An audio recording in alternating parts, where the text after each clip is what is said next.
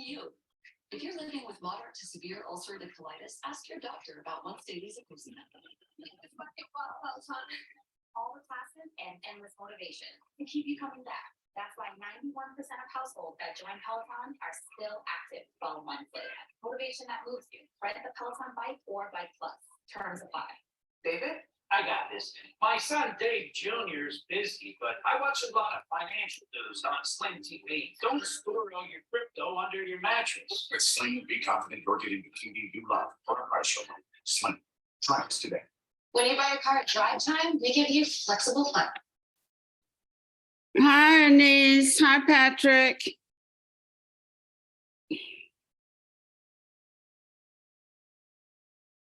Hi, Annese. Hello, how are you doing? I'm good. How are you? I cannot complain. It's always nice to be here with you. It's good to have you. Patrick, have you got the PowerPoint? Did she send it to me? When did she send it to me? Annese, did you send it to me? No, sir, I did not, but I can share it if you allow me. Okay, I think we can do that. Are you going to remain host, Tony? Am I host? Or are you host? It says that you are the host, and it says reclaim host. All right, reclaim host. And make me a co-host. Okay. Make me a co-host because I have to share that graphic Karen sent at the end. Okay, I got it too, but that's and fine. make Annese a co-host so she can share her So screen. how do I do that? Participants? Yes, and then click on the 3 dots. And don't forget to make me a co-host too. Where are the 3 dots? Oh, there I see. Tony Smith. I got you. Make co-host. And then Annese Norman. Okay, we got that going. Okay. Can I test it really quick? Yeah.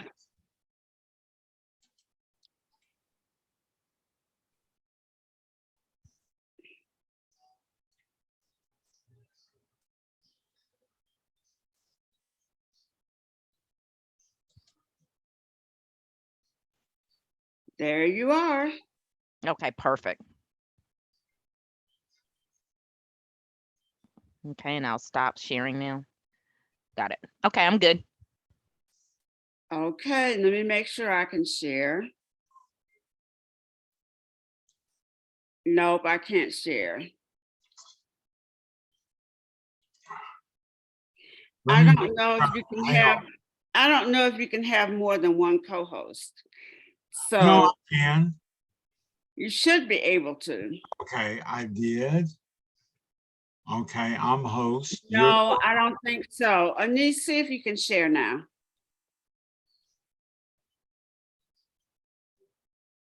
According to this, it says co-host on both of them. Okay, all right.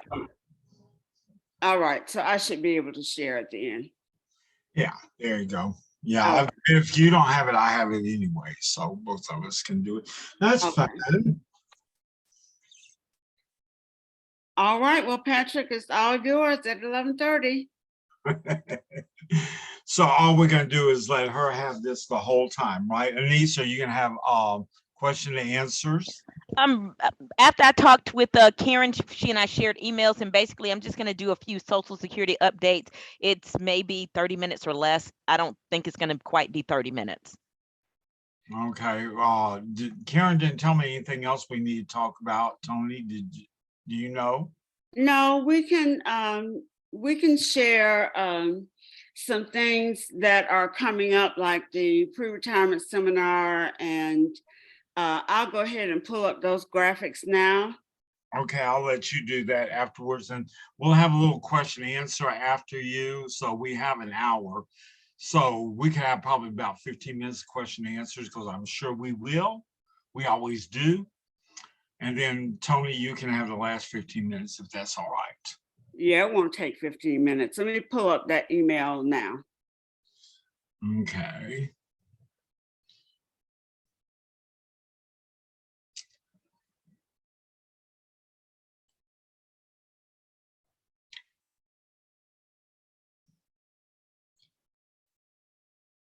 I know we need to tell everybody to get out to vote, and remember our GAE endorsed candidates, vote early.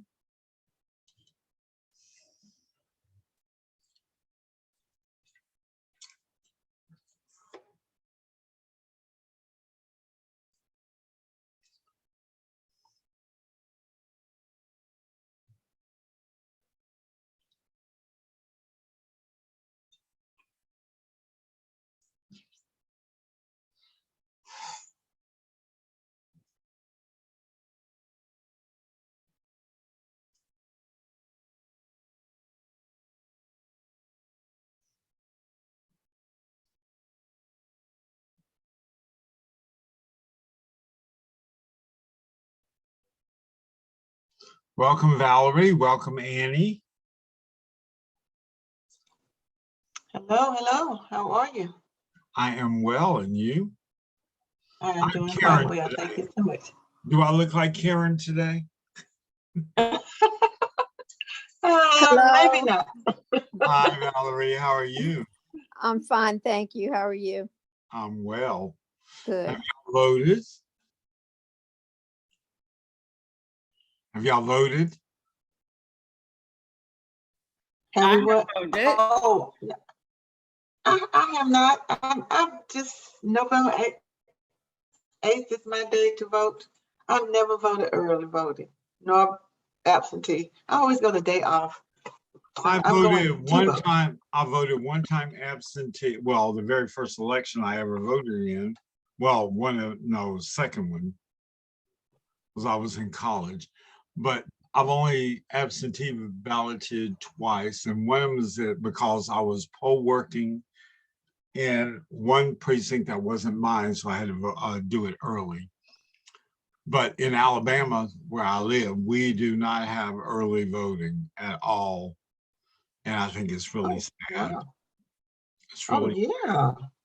Oh, yeah. Everybody can't get off.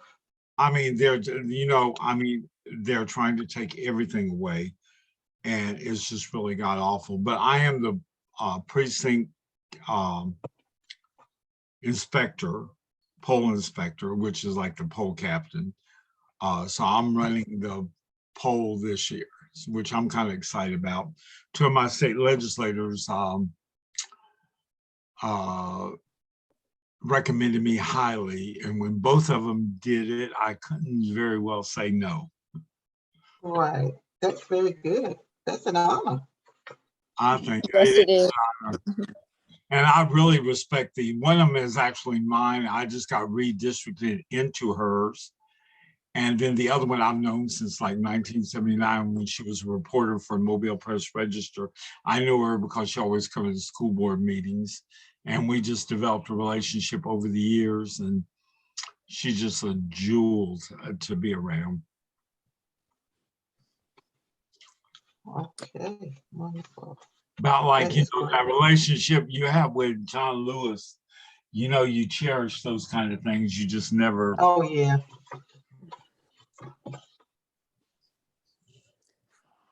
Yeah, I haven't voted. I was going to apply for the absentee ballot, but I had death in the family, so I got sidetracked and missed the deadline. So that means I'm gonna have to go in. Well, if our GAE candidates win, then I will be excited because if you turn Georgia blue, it's going to trickle over to Alabama. But believe it or not, we have a former Miss America running for state representative. Well, it's 11:30, everybody. Okay. You don't have as many people I was kind of hoping, but you want to ahead and get started. Hi, Tony. I'm Patrick Crabtree. I'm the secretary for GAE-Retired.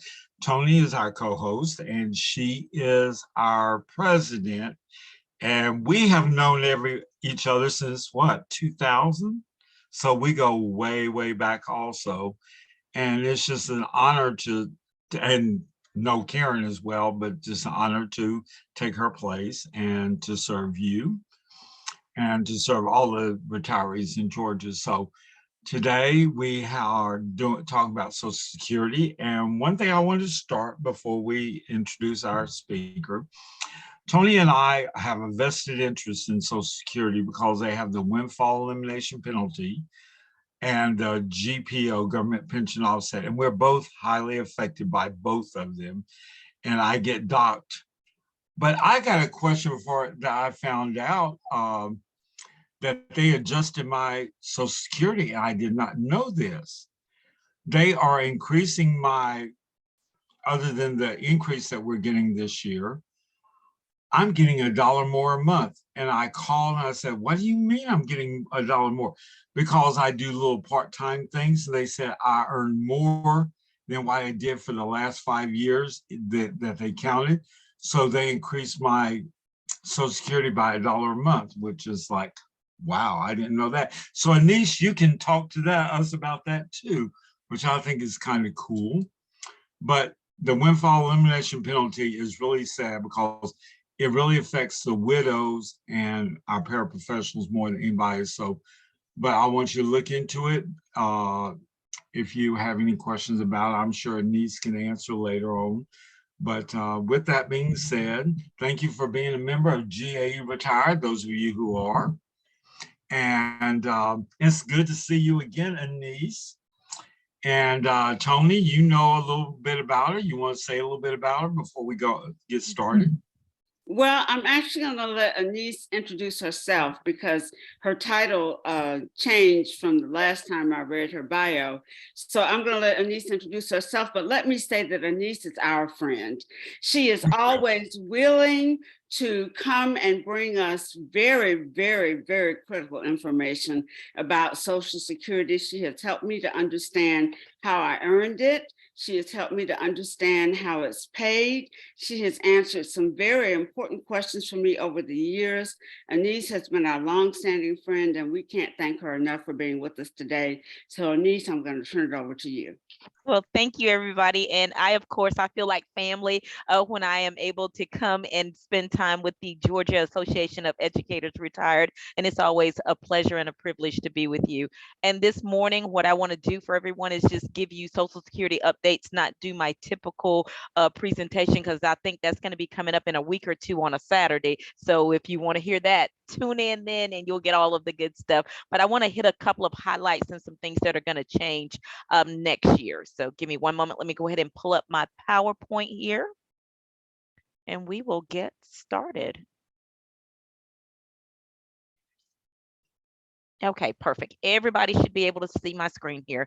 And like I said, what I want to go over is just a few kind of Social Security updates. One of the pieces of information that may be helpful for retirees and individuals who are planning for retirement is to visit mymoney.gov. What this is a collaboration of multiple, I believe it's like 20 or more different federal agencies, by providing tips and pointers and guides and just really good information for individuals when they're thinking about retiring. And some of the principles here that they have for you is such as earning. You know, if you go back to work and you start earning, it talks about, you know, your FICA taxes and then withholdings if you're interested in that, to see how that's going to work, and also linking you up with IRS for again that critical information.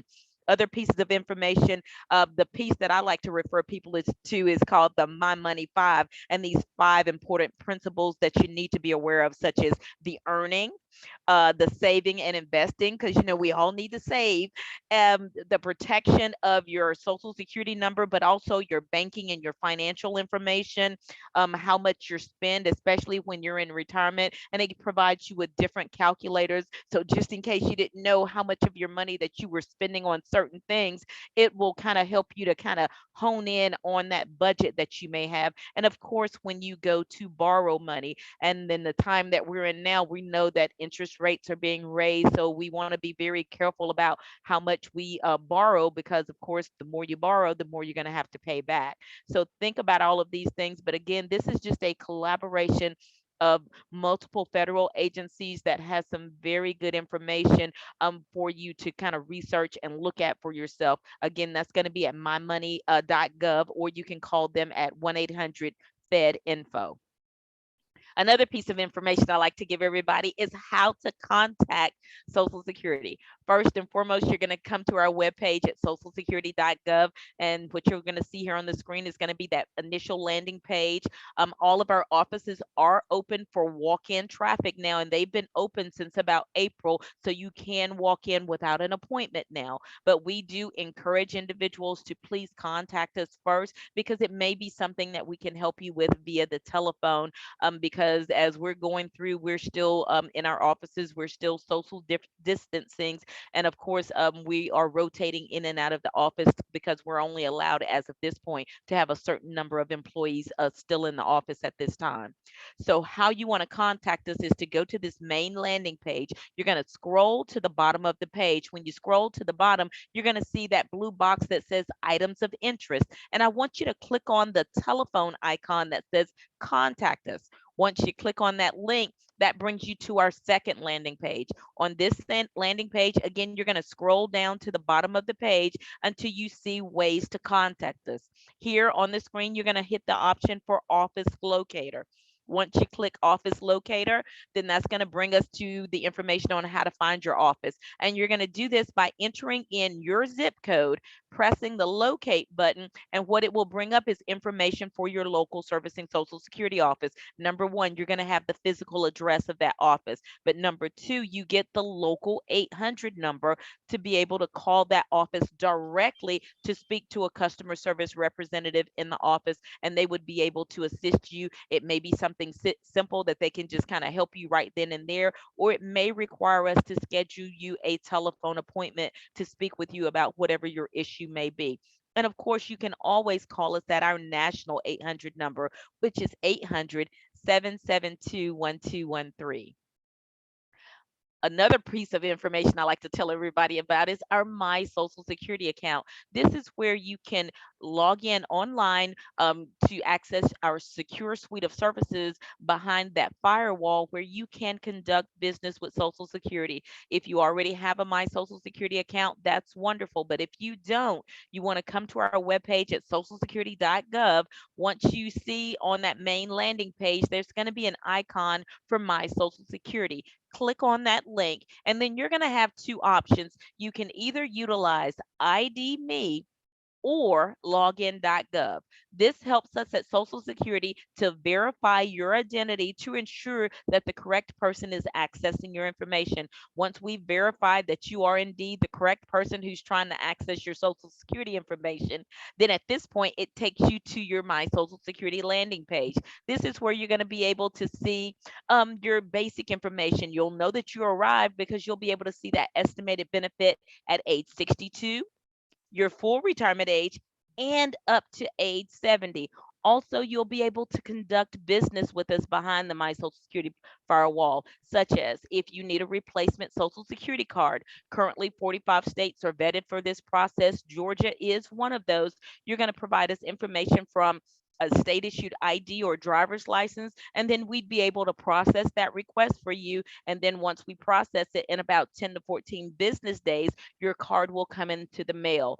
You can also request a benefit verification letter from us at Social Security. You can check the status of your application. So say, for example, if you filed for retirement, disability, Medicare, or if you filed an appeal, you can see where you are in the process. It may say something to the effect of you're at step 2 of 4 in the process. Then once your case is adjudicated to completion, then in your My Social Security portal, you'll be able to see the letters that would be sent out to you, because you're going to have your very own personalized repository for your Social Security letters here.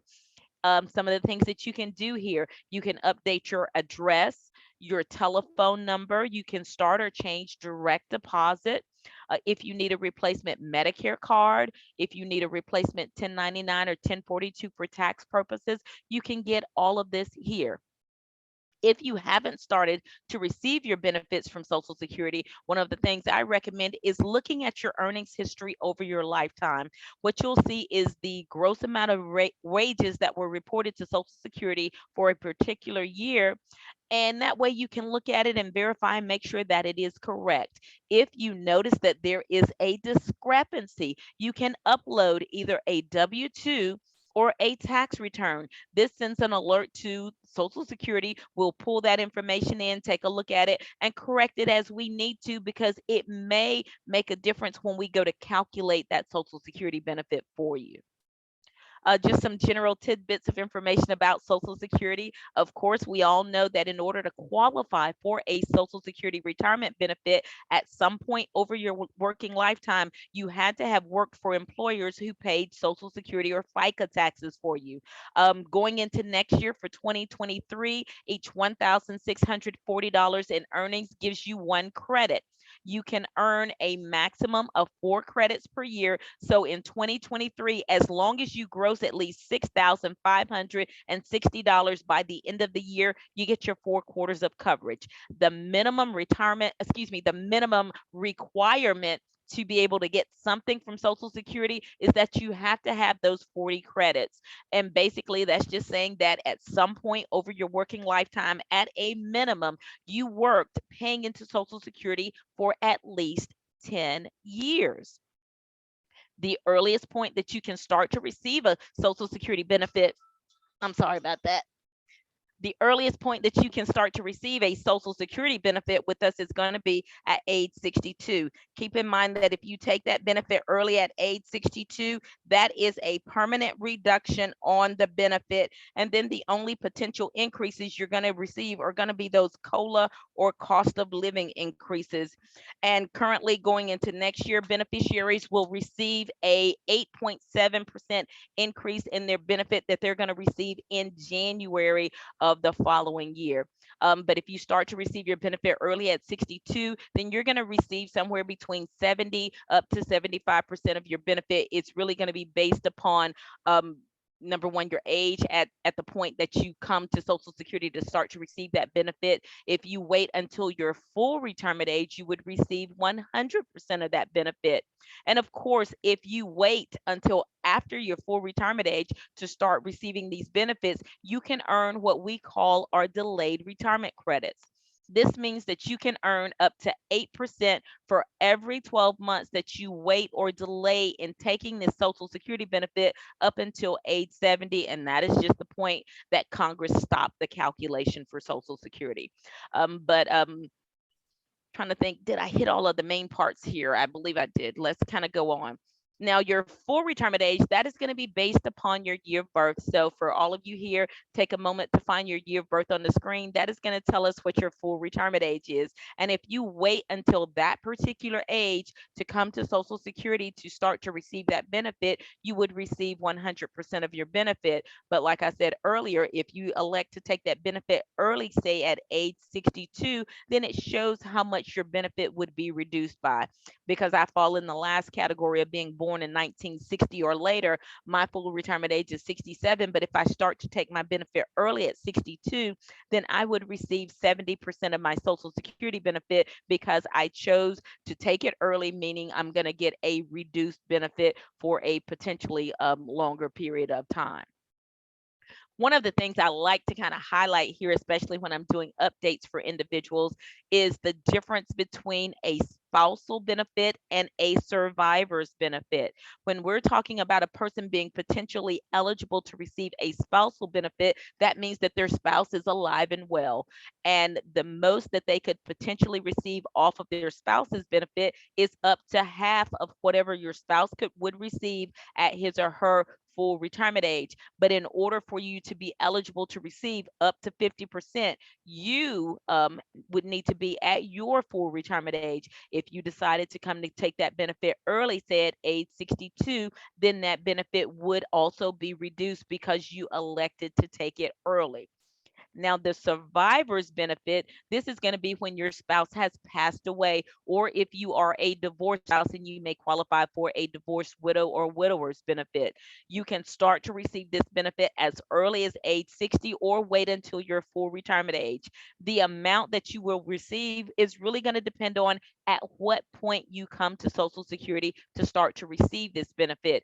You can receive anywhere from 71.5% of the deceased worker's amount all the way up until 100%. But again, it depends on at what point you come to Social Security to start to receive this benefit.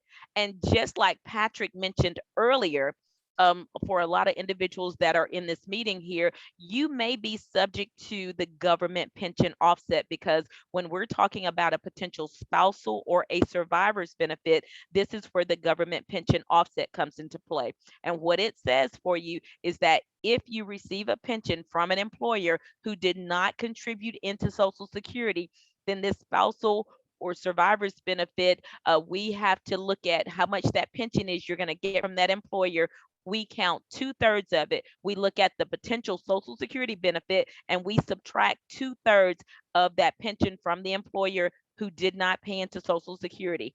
If there is anything left, that's normally what you would receive once we finish that calculation for you. But when you were talking about you being potentially eligible for a spousal or survivor's benefit, and you're getting that pension from that employer who does not pay into Social Security, this is where the government pension offset would come into play for you. And basically, I just kind of explained that there. Now, this is another item where Patrick was talking about where his Social Security benefit got increased. And this is about when you're working while receiving your Social Security benefits. And these numbers that you see on the screen are going to be for next year, for 2023. So if you are under your full retirement age for next year, you can work and earn up to $21,240 for the year. Breaking that down, that's $1,770 for the month, per month. So as long as you're somewhere between 62 and before you reach your full retirement age, that's going to be the magic number that you have to keep in mind. If you go over that amount, you would have to pay us back $1 for every 2 that you went over. Now, in the year where you're going to reach your full retirement age, that earnings limit, it goes up. It goes up to $56,520 for the year, or $4,710 for the month. Again, as long as you don't go over, but if you do, you have to pay us back $1 for every 3. So let's just say that I'm going to reach my full retirement age in October. That would mean that from January 1st through October 31st, I can work and earn for next year up through $56,520 for the year. As long as I don't go over, I'm good to go. But if I do, I have to pay Social Security back $1 for every 3 that I went over. Now, when November comes around, because that's the month I'm going to reach my full retirement age, there's no limit to how much I can work and earn. I can make $1 million. Social Security does not care about how much I work and earn. Now, the thing that Patrick was talking about, and probably Patrick, you can nod your head here if I'm correct on your situation. Once you reach your full retirement age, that is the point that we at Social Security, we go back and we recalculate your high 35 years of earnings, because your Social Security benefit is based upon your highest 35 years of earnings over your lifetime. So if you had worked while you were receiving your Social Security benefit, saying you were under your full retirement age, once you reach your full retirement age, at that point, we recalculate that benefit for you to look to see if those new earnings will make a difference for you. If they do, you get a letter from Social Security and it says something to the gist of, this is what we paid you, this is what we should have paid you. We send you the difference in the money, and then you have a new monthly payment amount, because we do go back and recalculate it, but we only do it once you reach your full retirement age. And then I think I have a little example here. So say, for example, if somebody's Social Security benefit is $700 a month, and as long as you are working under the earnings limit for 2023, then you're going to get your full benefit amount, that's $700 times 12 months, which is going to be your $8,400 that you'd receive your total benefits for the year. But let's just suppose that you're that individual, you worked over just a little bit, say $22,880. If your Social Security benefit is $700 a month, and we have that recorded in our system, then instead of getting that $8,400, your benefit amount is going to be reduced, because we're going to take that into consideration when we're calculating how much of a Social Security benefit you would be receiving. And of course, if you made a little bit more, you can see the lower amount that you would receive in Social Security benefits if you're under your full retirement age in this example here. Okay, so what is new in 2023? What do you have to look forward to? Number one, Medicare base premium. It went down for next year. It went down by $5, and I believe it was 10 cents a month. So instead of you paying the 170.10, your new base Medicare premium will be 164.90 for 2023. If individuals are receiving SSI, their new individual rate is $914 per month. Another thing that we're going to talk about is going to be advanced designation. And this is going to help those individuals, say, for example, that you're healthy, you're fine now, but you're thinking about maybe what would happen if I were to become incapacitated. What advanced designation allows you to do is it allows you to provide the names of up to 3 individuals and their contact information, such as a telephone number, so that if in the event that you would not be able to manage your finances or manage your benefits from Social Security, we at Social Security would contact that person to see if they would be interested in becoming your representative payee. Of course, they would have to file an application and we would have to determine if they are the right fit for you. But if so, then that way it gives you kind of an idea while you're, still in a sound mind of who you would want to kind of help you to manage your benefits. And it allows us to reach out to and call that person. We don't need their social security number or anything like that, just their name and a good contact number. So if something were to happen, we could reach out to them to see if they would be able to step in and help you to manage your funds. And of course, your funds would come in their name for you, but they would be responsible for making sure that your food, clothing, and shelter needs are being taken care of. And again, with the representative payee program, this allows you to appoint someone such as a relative, a family member or a friend. Even sometimes we will select organizations, but organizations are a little bit down the chart in terms of order of priority of who we would like to see somebody to be somebody's representative payee, because we want to always appoint the best possible person to be your representative payee in those types of situations. And that person, again, is going to be responsible for making sure that your needs are going to be met by helping to make sure that your Social Security benefit is being spent appropriately. And if they don't spend it, then saving it, whether it is in the checking or a savings account for you. With Medicare, a couple of different things that are going to be coming down the pike, again, in terms of Medicare in 2023. When your Medicare will become effective, will change for individuals who are in the initial enrollment period or that IEP, and for individuals who enroll under the general enrollment period. I'm going to go to the general enrollment period first. Under the general enrollment period, currently, when somebody files for Medicare under the general enrollment period, and that is from January 1st through March 31st, once they enroll during this time frame, one of the things we have to look to see is, could this person had enrolled at a different time, such as during the initial enrollment period, or if they qualify for a special enrollment period. Also, we look to see under the general enrollment period, when was the first opportunity a person could have enrolled in Medicare, and we have to determine whether or not to assess a 10% penalty on this person. But the most important thing is that when you would enroll under the general enrollment period, your coverage did not start until July of that same year. Now going into 2023, when a person enrolls in the general enrollment period, we will still look to see whether or not we have to assess that penalty for them. But now, at whatever point, say January through March, that a person enrolls in during the general enrollment period, then their coverage becomes effective the very next month. So that's going to be a really great thing for individuals who are in dire straits and need to go ahead and get on that Medicare roll under the general enrollment period. Under the initial enrollment period, here are the changes for that.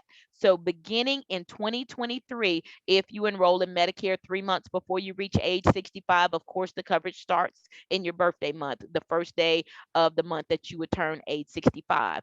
And going forward, in the month that you would turn age 65 or anytime after that, your coverage would start in the first day of the next month that you would qualify. So that's going to be a huge thing, because in the past it used to be that if you if you waited until your 65th birthday month to start, your coverage would start 1 month later. If you waited 1 month after that, coverage starts 2 months down the road. Or if you waited 2 or 3 months after you attain the age of age 65, your coverage would not start until 3 months down the road. So that's going to be a big game changer that we're excited about that for individuals at Social Security that's coming down the pike. Here on the screen, I just wanted to show everybody Medicare.gov. Again, I want to encourage everyone, if you haven't already done so, to please create a My Medicare account for yourself, especially if you have traditional Medicare, which consists of Part A and Part B, and then maybe if you have a drug plan. This way, when you're looking at your My Medicare account, it's going to show you, number one, are your premiums current and up to date? It'll also show you what's been paid, what's outstanding, and then also you'll have a link to be able to reach out to customer service with Medicare. It's a really good tool for you to be able to go there looking at coverage information. And of course, we are in the middle of open season. So now is a great opportunity that if you are not happy with your Medicare coverage, you have until December the 7th to do your research, figure out who you want to go with, and then enroll in that plan. Because otherwise, if you don't do it by December 7th, you're going to be stuck with the same plan that you have until the next open enrollment. So just take your time to be able to go out there and kind of do your research to see if you're not happy, to find yourself a better plan. And then lastly, the thing I always like to remind everybody about is about scam awareness.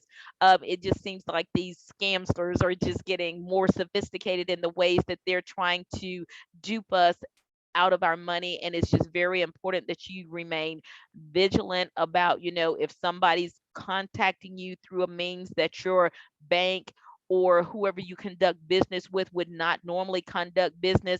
Don't panic, don't fret, don't call them back on the number that they're calling you on, but look up, take the time to go and call the bank's normal number to find out, is somebody from the bank contacting you? Never give these individuals any of your information, because for a while there, they had started the Social Security scam about stating that your Social Security number was expired or suspended. Social Security numbers, they do not expire, and we do not suspend them. So therefore, you do not need to pay anybody to get your Social Security number reinstated. Because with Social Security, if something's going on with you, whether you're going to be overpaid on a benefit or something, we're not just going to automatically take it from you. Number one, we have to give you proper notice, meaning that we have to give you a letter in the mail stating what it is we're going to do, and then we have to give you a certain amount of time, and we call that your appeals period, to let us know whether or not you agree with what is about to happen. And we give you a time to period to contact us back and say, no, wait a minute, let's talk about this. So just remember that if somebody is calling you demanding an immediate payment from a federal agency, more than likely it is a scammer. The new thing I think that's going on now, and I saw this on the news about that, when someone's calling you trying to get you to say yes or yeah on the phone with them, be careful about that, because you don't know where they're from, and they're maybe trying to get you to confirm your identity. Next thing you know, you're going to have thousands of dollars worth of charges on a charge card somewhere. So please be very vigilant. If you're not sure who you're talking to, hang up the phone. Do not give them any information about yourself. And that's going to be the gist of my updates for now. I'm going to pause to see, does anybody have a burning Social Security question, maybe on something that I did not talk about, and I'll go back and just kind of touch on that for you. Annese, I have one question. I just turned 69, and that's when I got the letter. I thought it would be they updated my stuff. Was it supposed to be because I'd be 70 next year? Is that why they redid it?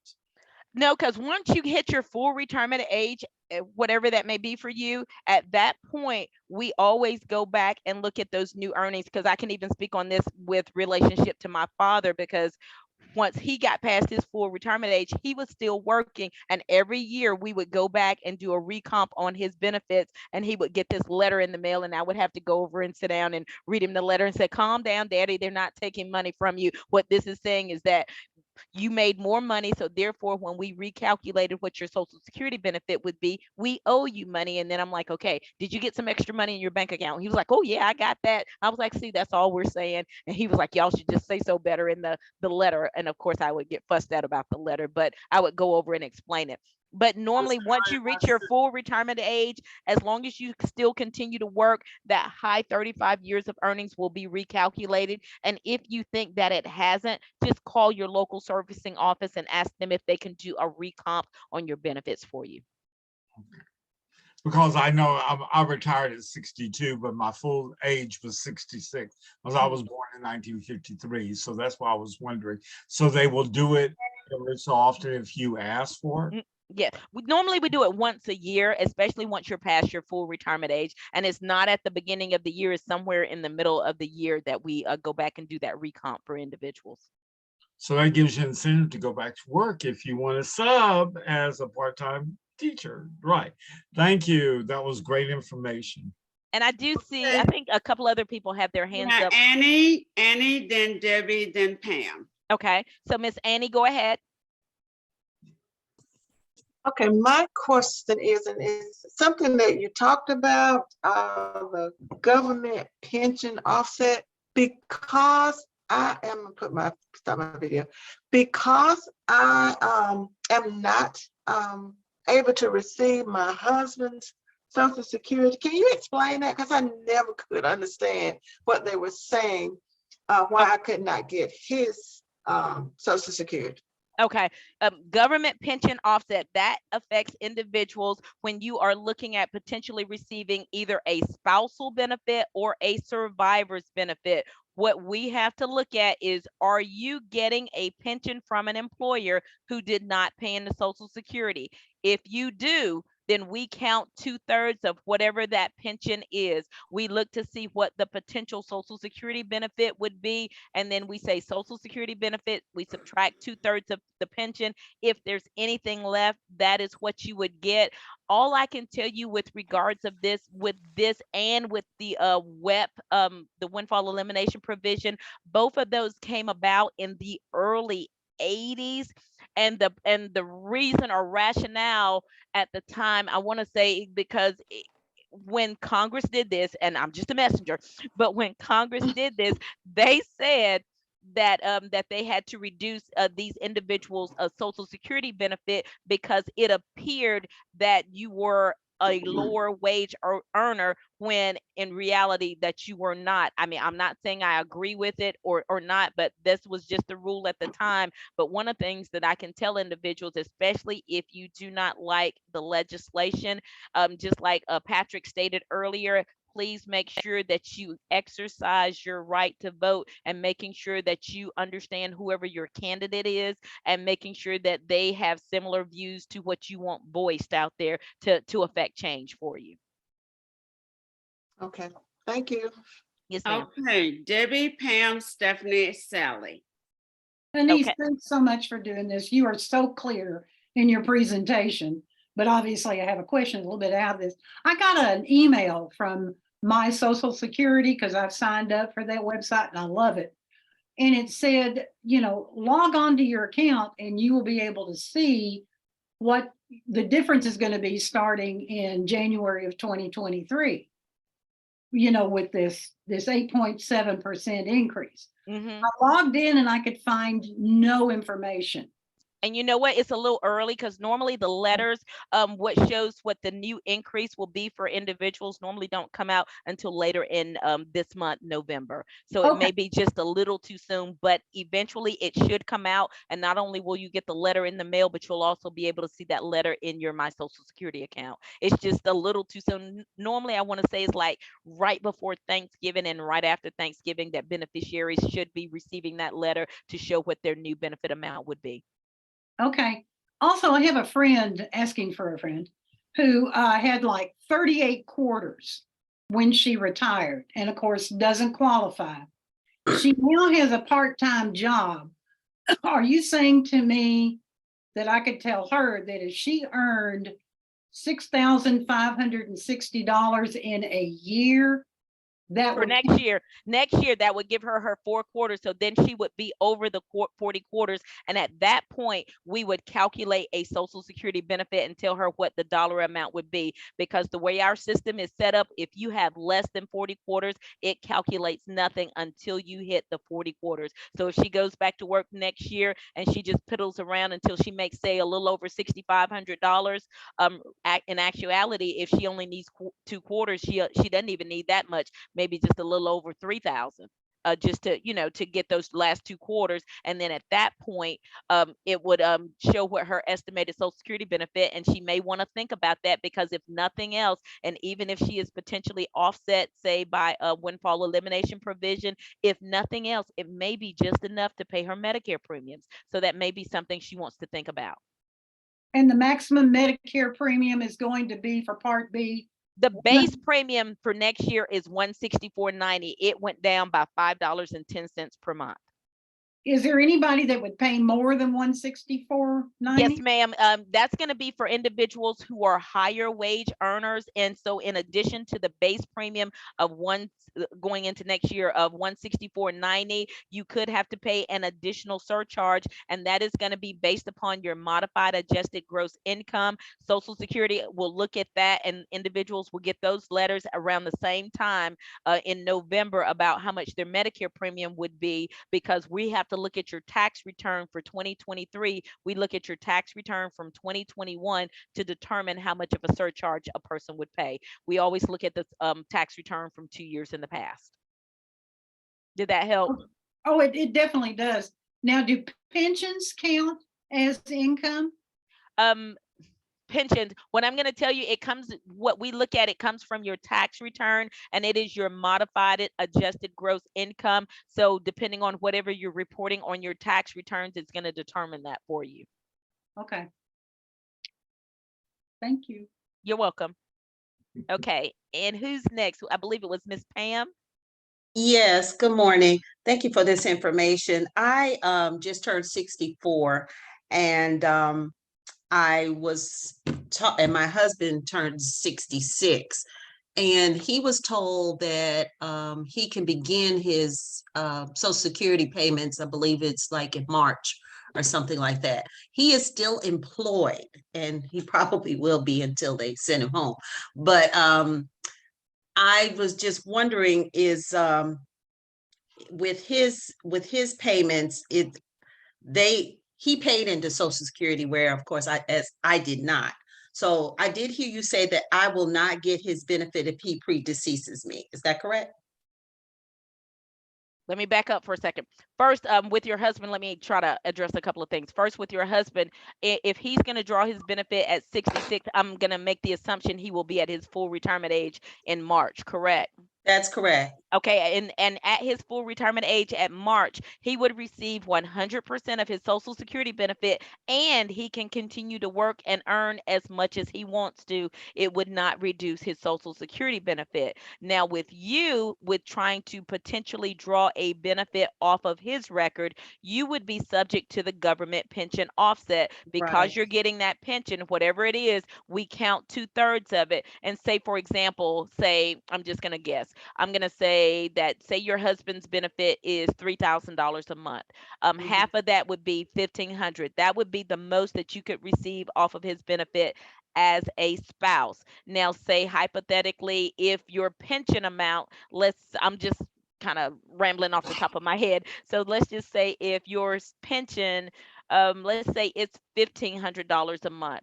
When we take your pension, it's $1,500 a month. We multiply that by 2, that's 3,000, and we divide it by 3. That means we're going to count $1,000 of that $1,500 pension that you have. So if your potential benefit off of his record is $1,500, we're going to subtract $1,000 from it, so you would be eligible for $500 off of his record. Does that make sense? And that's Yes, if you're at your full retirement age. If you're younger than that, then it would be reduced more.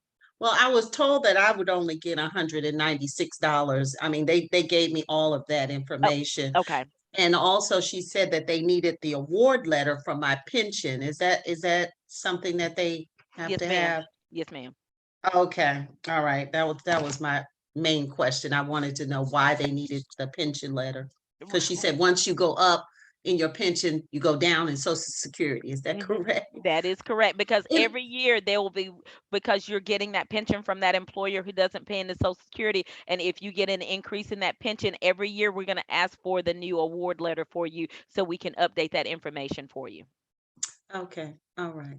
Okay, Thank you. okay, I hope that answered your question. It did, it did. It just amazes me with this Social Security. It's almost like you're being punished for getting older. But that's just my opinion. And I think a lot of it has to do with, again, with the provisions of the law that was passed in the 80s that relate to the windfall elimination provision and the government pension offset. But again, I'm going to encourage you to stay on your elected officials, because that's going to be the way that you affect change, in order to get them to change that legislation for you. I agree. Thank you.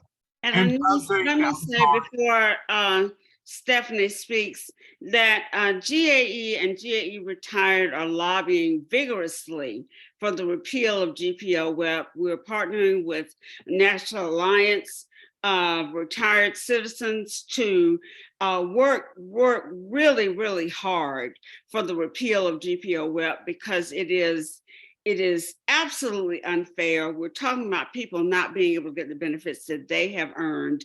So we ask you to read your in the loop that comes to your email every month, so that you will know what we need you to do to help lobby against this onerous legislation. I think Stephanie is next. Okay. Sally. Hey, thank you all. I think you answered a lot of the questions that I have, but I am working in the school system, and prior to coming, I had 14 years in the community where I paid into Social Security. And I probably I did some work on the side, so maybe let's say 15 years. So that means I have my points, right? That you would have your 40, because as long as you've worked at least 10 years working for employers over your lifetime, you would have those 40 quarters of coverage, the minimum requirement to be eligible for something from Social Security. Okay, so now I'm working in the school system. I'm still with the state. I didn't go with the teacher's retirement, and I have 18 years. So I'm looking at a total of 32 as of July 1. So I'm gonna try to do just a couple of more years. I'm not 60 yet, getting there, but not there yet. So when I do retire, the windfall elimination provision, is that calculated on like 40%? It's going to depend on what we at Social Security call years of substantial earnings that you may have. Because if you have 30 or more years of what we consider to be substantial earnings, and we do have a fact sheet out there on our webpage that shows what is considered a substantial earning, and this is going to be earnings where you've worked for an employer who's paid into Social Security. If you have 30 or more years of substantial earnings, your Social Security benefit would not be reduced. If you have less than 30 years of substantial earnings, and it would be reduced, but as far as how much it is going to be reduced by is going to be determined by the number of years that we call our substantial earnings for you. Okay, so if I have the 14 years where I paid and the employer paid, now in the school system, they're not taking out Social Security. Okay. So if I'm looking at 18, 20 years, you're saying that it would be based on the total number of years in the 18 or 20 years that I'm working with the school system, it'll be calculated on a formula for that part of it. Is that what you're saying? And I just put my email address in the chat for you, because what I want you to do for me is to email me. And when you email me that way, because I can only speak in generalities without looking at your record, and that way we can look at your record together. Also, what we can do is I can walk you through how to use the windfall elimination provision calculator that is out there on the webpage for you too, so you can have a better idea. Do you have a My Social Security account? Because normally what I tell people is the amount that you see in your My Social Security account, especially when you know you're going to get a pension from an employer who does not pay in Social Security, I always tell people quick and dirty until we can really run your numbers. Whatever your Social Security benefit is showing in your My Social Security account, cut it in half, Mhm. just because that way there's no surprises. So you'll kind of have an idea, okay, this is potentially what I'm looking at until I'm running the numbers. Because I think for this year, for 2022, the most that we can deduct with regards to windfall elimination provision is, I believe, $512 a month. That is the most that we can withhold.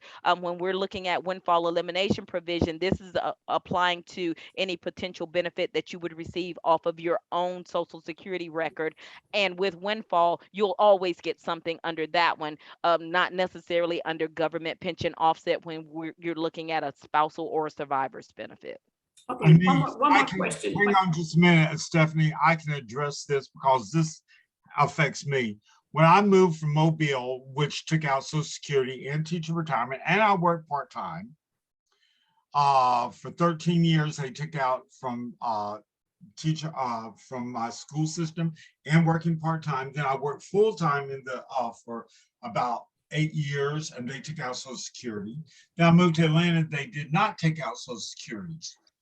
But I worked 7 of the 15 years in Atlanta part-time. So what happened was that I am deducted around $200 a month because of windfall elimination penalty. So that's what they will do to you. Now, once you leave the school system, I believe, correct me if I'm wrong, Annese, if you work an additional 5 years, you will get your full Social Security amount. Am I correct? I think that's what it went to. Well, it's really going to depend on how many what we call years of substantial earnings that you have. While we're talking, I'm going to see, because I don't know because I'm on my personal laptop to do this, because if I was doing Zoom on my government computer, it doesn't always work right. I'm gonna see if I have another presentation here that has the information that we're talking about, and that way I can kind of pull it up for us. Let's see. And does somebody else have another question while I'm getting this for you? Because I don't want to hold anybody up. Sally. Oh, okay. Well, I got a bunch of stuff and I'm not going to go into it, but it's been great listening to you because you're very knowledgeable. But they stopped my Social Security after receiving it from 2011. They stopped it in June. June 1st was my last check from Social Security. And I was getting the, from the survivors' Social Security. Anyway, I call, somebody say one thing, call back, whatever. Finally, in the last 3 weeks, I've talked to 2 wonderful women that have given me some blessing information, telling me, first of all, they took the time to go back into my files to see all these letters that Social Security has sent me, and said they never should have stopped my Social Security. Also, they told me, the last lady I just talked to said that when she went in, that I had that I applied for Social Security this past April. And I've been receiving Social Security since 2012 actually was my first check that January.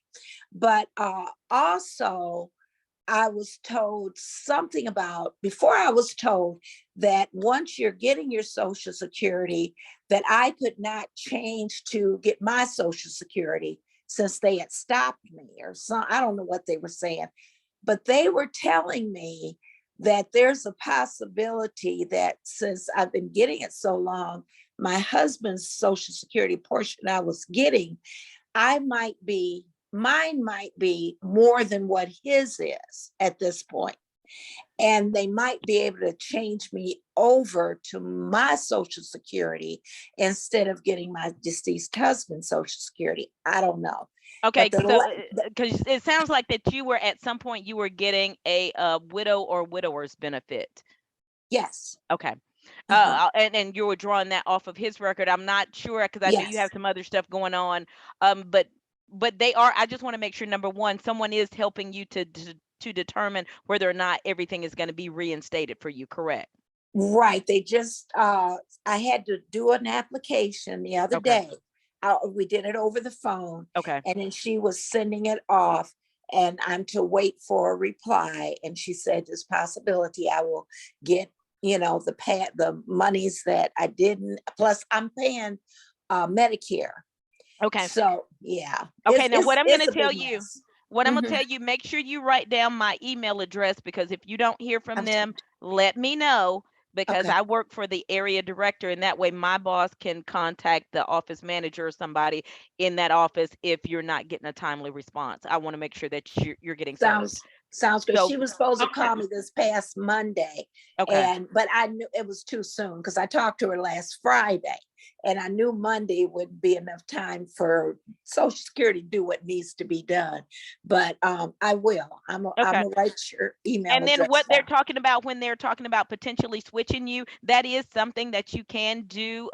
Like if you started to take a survivor's benefit, and then if you allow and you never took it off of your own record, then we can look to see, can you get a higher benefit off of your own record, and we would switch you to the higher of the two. And then depending on if they switch you to your own record, then they're going to have to look to see whether or not the windfall elimination provision would apply to you off of the Still web. apply. Right, but see, I called and asked, and they told me I couldn't do that a couple of months ago. It's been real confusing, but they did tell us that when we call to speak to, I wrote it down, I don't know where it is, but anyway, whoever like kind of specializes in Right, you want to talk to a claim retirees. a claim specialist, because depending on if you call the national 800 number and you talk Uh, to a customer service representative versus someone in the office, yeah, no. depending on, and I hate to say this, but sometimes everybody does not take their position seriously Right. and answer people's questions with care and pride. And sometimes individuals seem to forget that, these are people who depend on what we do at Mhm, Social Security. And that's why mhm. I'm telling you, take my information so that if you Yes, have ma'am. not heard from somebody, I need to know. Okay, thank you Okay. so Okay, much. You're a before we go blessing. any further, because we're almost out of time, a lot of these questions are very personal in nature, and I don't think we all need to be privy to these details. So I'm going to ask you to please take Anese's contact information and contact her privately and directly if you have very specific personal questions. Or I can ask Annese if she can stay on after we're done and answer a few more of your questions when there are not so many people in the room. So I'll do both of those things, but I'm going to ask Annese to put her email information in the chat again, and we will ask you for your very personal questions to contact her directly, or stay after if Annese can give us maybe 5 or 10 minutes after the meeting is over, after the room empties, and you can ask her these personal questions out of the view of so many people. So I hope we can do that. We've got about 7 minutes left, and we do have a little more information to share with you. So I'm going to ask those people with their hands still raised to just stand by until we conclude the meeting for everyone and the room kind of empties out. And then if Annese, if you're willing to stay a few minutes, you can ask those questions in a little more privacy. So I hope that's okay with you, Stephanie. Will you be able to stay after the meeting, Stephanie? Yes. And the question. All right. Okay. Thank you. Tony, before you talk about the announcements, I want to share something with everyone. Okay, if you look at my screen, I have what's called mail.com. And this is like Social Security. This is something to make you aware. Notice I get a mail team, mail premium, which I do have mail premium with this website. But notice what they have right here. Channing 1980 from Gmail. Gmail is not connected with mail.com. And you will get, I've gotten it from Social Security. I get from people that got the actual picture. It looks so professional and so perfect, like it is the real stuff. But I want all of our members to look, whenever you click on this, sometimes it won't have this information, but it will have like Social Security team or something like this. But if you hover over it, this will pop up. So if you have doubt that there is some kind of scam going on, check that. That's going to tell you. If it doesn't look official, delete it immediately because you're being scammed and they're phishing for your information.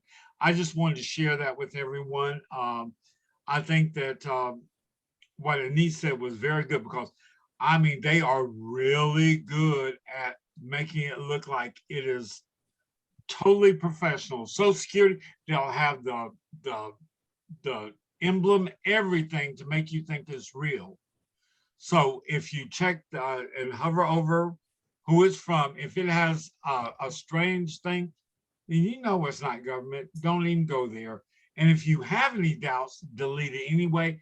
Call your local Social Security. That would be the best way to make sure that it's legit. So I just want to share that. Thank you, Tony. Okay, I just want to let you know that next month our lunch bunch will be something that we may all be interested in. Dementia and the Alter program. Dr. Phaeton Epps will from Emory University will be our speaker, and I'm going to drop the link in the chat so that you can register for that session. Dr. Epps has presented to us before and is just an excellent presenter. And I want you to take the opportunity to avail yourself of that. I also want to let you know that on November 12th, we will be having our next pre-retirement seminar. I'm going to put the graphic for that on the screen. I hope you can see that Saturday, November 12th. If you go to our newsletter, our In the Loop newsletter, you will see the information to register for that. You will get a wealth of information. That is when you will learn more about the government pension offset and the windfall elimination provision. If you work in a system that does not pay into Social Security, even if you have 40 quarters of earned Social Security benefits, you will be penalized because of the windfall elimination provision. And if you are to receive survivor benefits, you will be severely penalized because of government pension offset. So you need to be aware of the ins and outs of that. And you will learn more about TRS. If you are a teacher in the state of Georgia, you have a contract from your local district, but you work for the state of Georgia, you are a member of the teacher retirement system. And so you will receive a pension, and that will impact your Social Security. So please be a part of that. Also, I want you to be aware that we are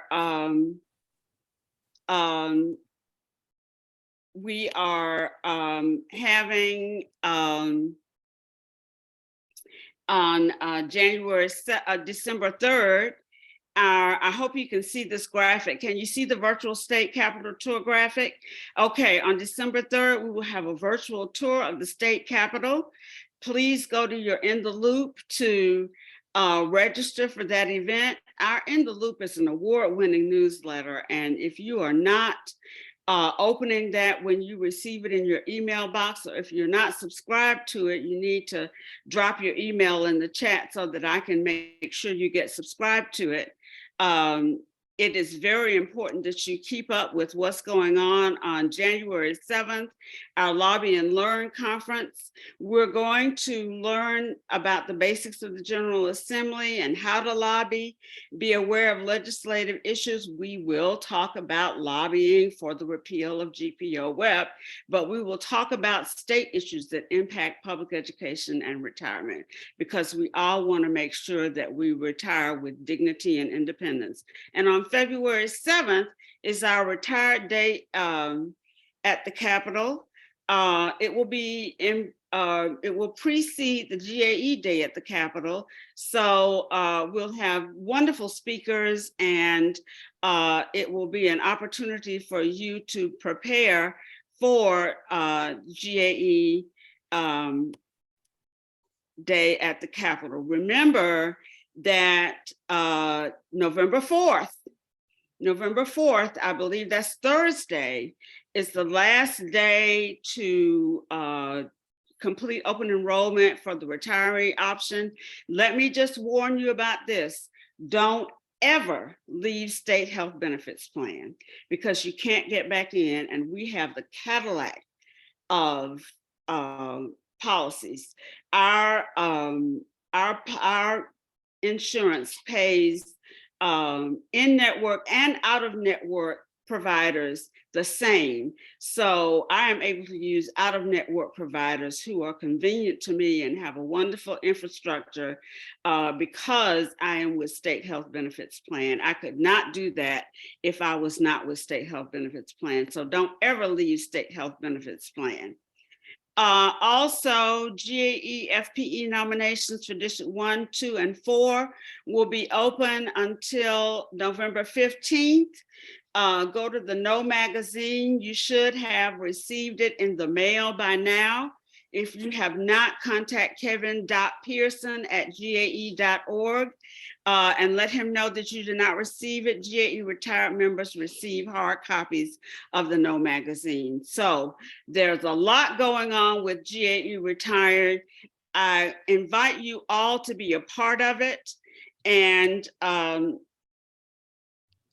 not going to end the meeting. One more event you forgot about. What did I forget about? Sunday, GAE will have Get Out to Vote.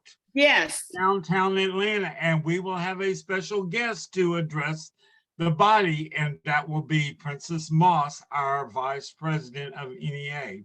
So hope to see everybody in downtown Atlanta to get out the vote, to do a last push to support the candidates that we are supporting. Again, it's nonpartisan. We support anybody that supports public education. And they will, we have endorsed several, and we hope that we get them elected because they believe in public education. And the most important thing I can remind you to do is to vote if you haven't voted early or by absentee. Tuesday is election day, and that should be, for me, election day is sacred.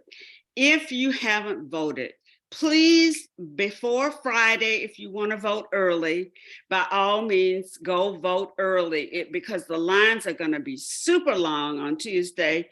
But if Tuesday is your celebration day and you enjoy the throng of the crowd, then vote Tuesday. Vote by Friday if you want to vote early, and vote, vote, vote. Vote your conscience. Remember, we want excellence and equity in public education and dignity and independence in retirement.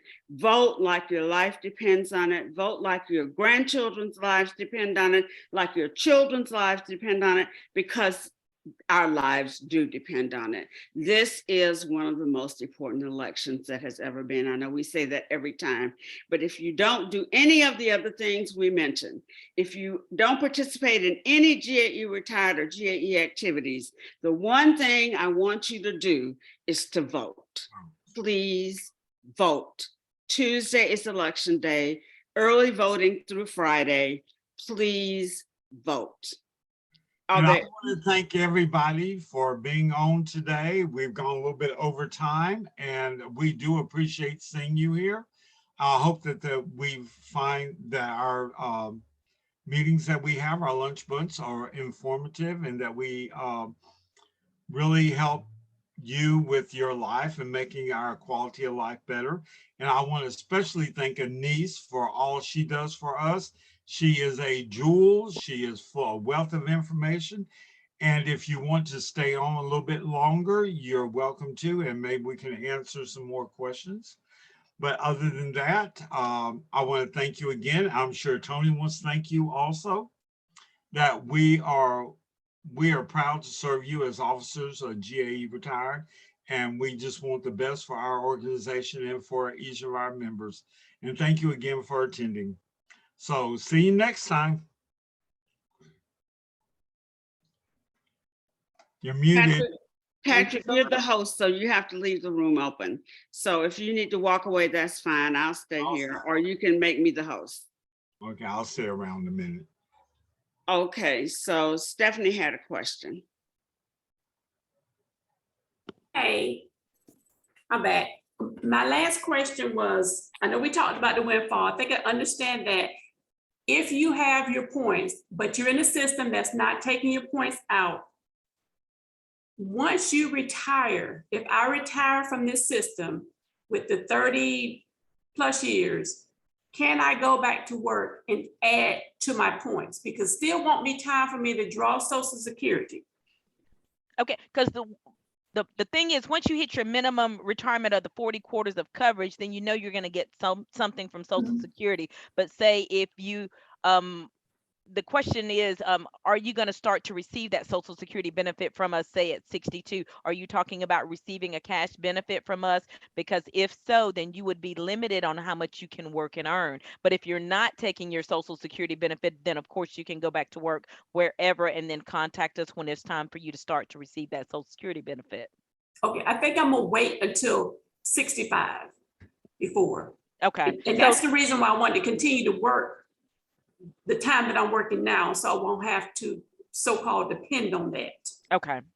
Because the key, because the thing is about Social Security, at whatever point you start to take that cash benefit, you will be locked into that dollar amount for life. And then the only increases you will get will be those cost of living increases. And the longer you wait or delay in getting that Social Security benefit, then it would be a little bit higher than, say, if you were to take it at 62. Okay. Say if you continue working, then you will be paying into it, and that will count, and that will help decrease that, what you're saying, that will help decrease the offset. Right, the offset. It's the government offset. So that will help you by doing that. So if you have 2 or 3 more years of work, that may totally, am I right, Annese? That would totally. Right. And then Not in this system, though. Right, but what I'm going to tell you, Miss Stephanie, email me, and that way I can set up what I call maybe like a personal one-on-one session, so I can look at your numbers, and that way I can tell you where you are now versus I can kind of run a matrix or a chart to see that versus what that benefit would be based upon your earnings now versus at 65 or at a later date. I'll set up a MS Teams meeting for you and I to speak one-on-one. Oh, good. Thank you. I appreciate that. That's it. Okay. And I believe we have Miss Pam. Yes, my question was, I do, my spouse and I have to have separate Social Security accounts online. Do we have to have? Yeah, because the Social Security account is based upon your own Social Security number. When you set that up, it's like with the Social Security benefit, because when earnings are reported to Social Security, they're reported under your number, or if he's working, it's reported under his number. It's not a joint number if you're married. Okay, that was my question. Yeah, as I was saying earlier in the call, I applied for Social Security. Actually, I did the thing over the phone, the application over the phone. Okay. And so I guess now I need to set up an account once I take my award letter to to Social Security. Yes, ma'am. You can do that. Well, you don't even have to wait. You can do that at any time to go in and log in to create that My Social Security account for yourself. But most importantly, if you need to give them that award letter, please get that to them as soon as possible, because the longer that you wait, it will delay them in processing your payment for you. I see. Okay. Thank you so much. The information was great. Thank you. My pleasure. Are there any other questions? Debbie, it's always good hearing from you because you always have the best questions, and you're always such a jewel for us. Another wealth of information. We're so lucky to have all these wonderful people. And Sally, we're going to get you resolved one way or the other too. So anyway. Amen. But if there's not any more questions, then I will sign us off, and I am looking forward to seeing us in person, and I hope to see y'all Sunday. I will be there. So, but anyway. Okay, I'm sorry, but there was Pam. Tony, if you could get me on that In the Loop newsletter, I'd appreciate it. Thank you. Pam, put your email address in the chat. Did you put your email address in the chat? Yes, I did, to you personally. I don't see it. Okay, it actually was right up at the very top. I see, please add me to the In the Loop newsletter, but I don't see your email address. Okay, it was a little further up, but I'll put it in again, or I can just tell you either one. It doesn't matter. Put it in again. Okay. I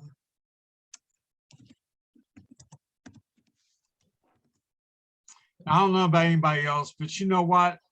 I know there's so much going on, but for some reason, I'm kind of feeling hopeful. I might be a dreamer, but I'm really thinking that we might be surprised at this election in a good way, not a bad way. I sure hope I'm right. But keep hope alive. That's all we can do. Patrick, don't close the room yet. Hold on a second. I am not. I'm waiting on you. And Debbie, you know what? That 7% raise, 7.8% raise, plus what? Finally, I get a little bit more money, plus what we're going to get in January. That's going to be nice. Well, I hope you don't have the experience that I do. Annese, every time I get a cost of living from the TRS Georgia, they subtract it. Oh, yeah. And they raise the cost of the Medicare Part B. So I don't know whether an 8.7 is going to mean it'll be more than the 3% or not. I don't know how to react to that. So. Well, you're in a unique situation. I guess I'm in a better position.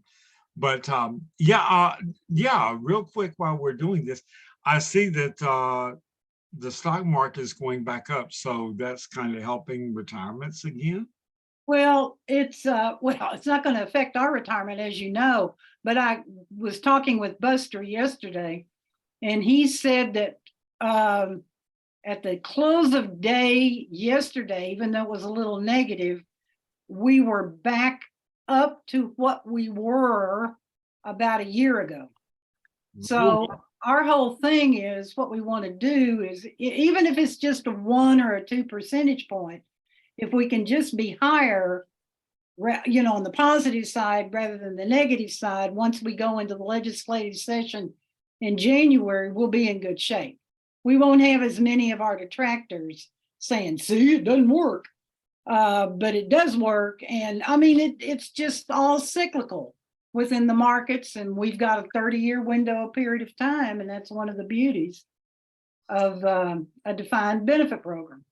I am so glad we have you, because I tell you, so much of this I did not know, and you have helped explain so much to us. And like when I go to talk to our retirement system in Alabama and all that bull crap, because they use it against us like white on rice. And I want to say, you know what, don't give me that bull. If they can do it in Georgia, they can do it in Alabama. You just have to readjust everything. So I don't want to hear that lie. I got to tell you, I was at a conference earlier in October where Susan was there. Yeah. And she, you know, we were talking because we're friends, and she said, Debbie, what are you doing about Patrick? And I said, honey, you just have to embrace Patrick for who he is. And I said, you know, Patrick has good ideas. He's very vocal. You know, he adds a lot, and he is his own person. So don't, you know, I have no control over Patrick. Trust me. Well, but you know what? If we embrace everybody like that, because we all have something very positive, and I don't think I'm negative. I might have a different approach, but it works for me. And we got to understand that if we all did it the same way, we may not ever get anywhere. Oh, I know. But she was laughing mostly about, you know, we're so used to not having people to ask the hard questions that sometimes it's like, okay, here's company. Yeah, he's gonna ask something. I better get my act together. And you know, that's always a good thing too. That is a good thing too. So. Okay, well, I Thank you again, Annese. You're think amazing. But you're amazing too, Debbie, as always. You know, I just love being around you because you always make me laugh. Even from okay. a Well, Murphy. I will see you later. Okay, bye. Bye, Patrick.